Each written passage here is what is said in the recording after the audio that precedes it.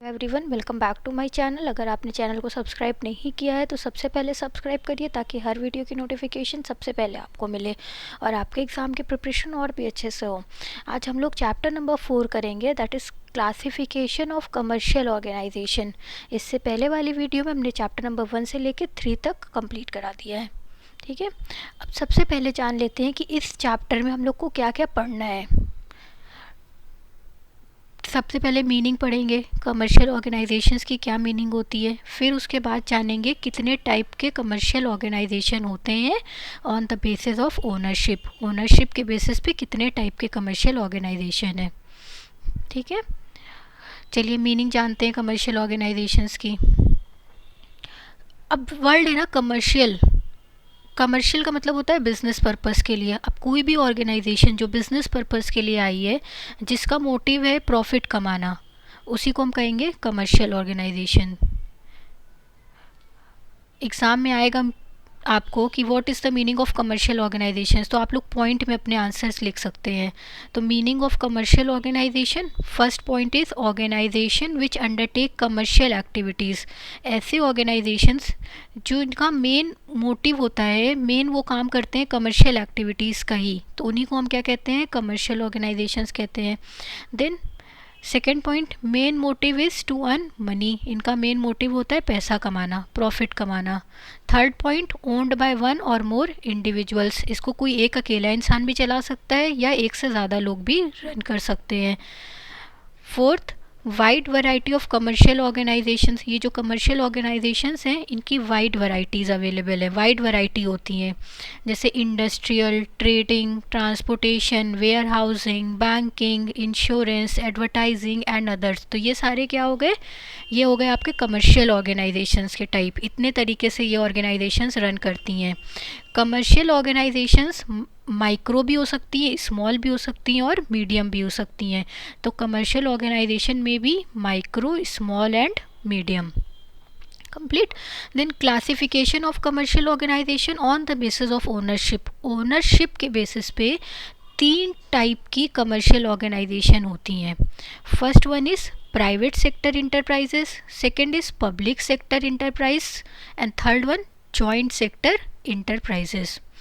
अब private sector enterprises की meaning जानते हैं।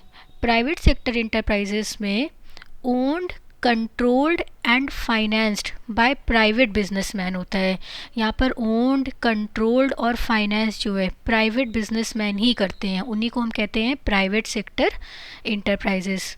नो गवर्नमेंट पार्टिसिपेशन, गवर्नमेंट का कोई पार्टिसिपेशन नहीं होता है। एंड मेन मोटिव जो होता है ना प्राइवेट सेक्टर अंडरटेकिंग में is to earn profit. Private sector का मेन मोटिव क्या है, to earn profit.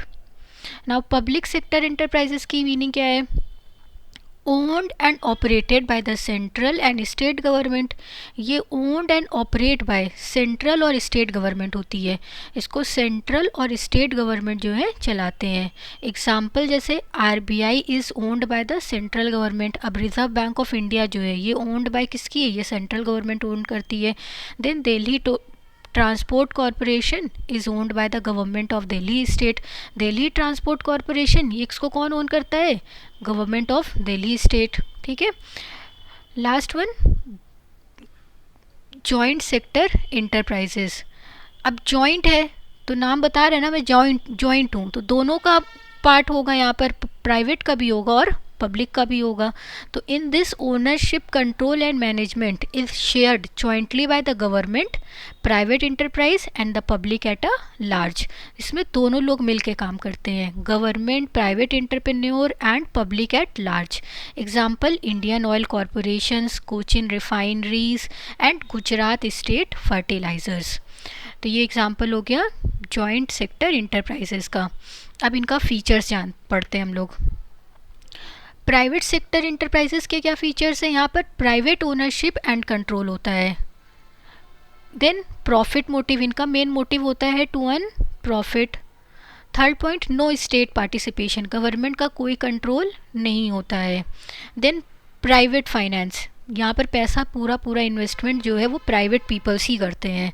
And independent management, management एकदम फ्री होता है, किसी का कंट्रोल नहीं होता, कोई गवर्नमेंट का कंट्रोल नहीं होता, जैसे करना है वैसे करते हैं प्राइवेट वाले। सेकेंड पॉइंट, सेकेंड है स्टेट ओनरशिप। पब्लिक इंटरप्राइजेस में क्या होता है, स्टेट ओनरशिप, पूरा पूरा कंट्रोल जो है वो स्टेट का होता है। सेकेंड पॉइंट, गवर्नमेंट कंट्रोल, जो पूरा कंट्रोल है वो किसके हाथ में होता है, गवर्नमेंट कंट्रोल के हाथ में होता है, गवर्नमेंट के हाथ में होता है, क्योंकि पब्लिक सेक्टर में तो गवर्नमेंट ही तो पूरा कंट्रोल कर रही है। थर्ड पॉइंट, सर्विस मोटिव, इनका मेन मोटो होता है सर्विस प्रोवाइड करना, ये सर्विस प्रोवाइड करते हैं।